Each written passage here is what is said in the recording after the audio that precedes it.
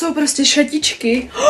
Pojďte se se mnou rozbalit Vinted balíčky. Já jsem si objednala z Vintedu 3 kousky a to, co jsem si objednala, tak budete upřímně milovat i vy, protože prostě to jsou tak strašně krásné kousky. Kdybyste chtěli se podívat na můj Vinted, kde taky prodávám své oblečení, tak vám ho dám sem.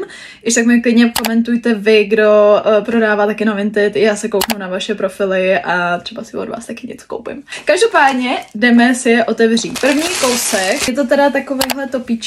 Moc hezký, fakt se mi mega líbí a upřímně, ale to bude úplně ideální. I love it, vám ho ukážu ještě na sobě. Tohle je ten topíček. I love it, yeah, I love it. Miluju, miluju, miluju. Next. Já upřímně miluju tyhle ty potisky. Já miluju ten takový ten picnic vibe a natrefila jsem na Vintedu úplně na nádherný topík. To jsou prostě šatičky.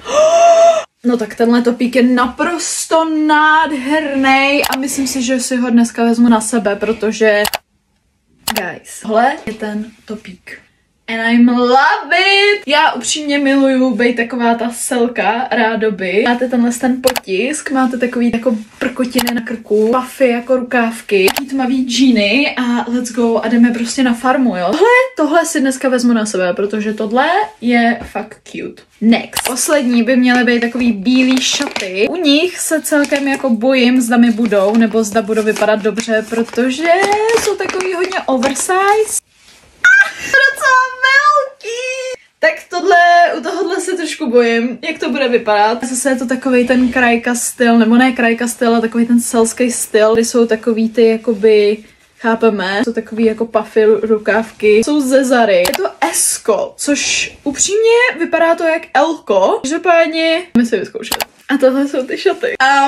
Asi trošku přijdu, jak kdybych šla jako spát. Kdybych měla noční košilku. Takový ty noční košilky, co se nosily, ale třeba v 70. letech, nebo nevím, v jakých letech se to nosilo. Každopádně jsem s tím počítala, že to bude jakoby biggie size. Ale I don't know if I like it. Já nevím. Klidně mi dejte do komentáře vidět, jak se vám tohle líbí. A jak bych to mohla vystylovat. Já se podívám ještě na Pinterest, jak bych to mohla po případě nosit. Každopádně ty šaty jsou roztomilý, jsou strašně cute.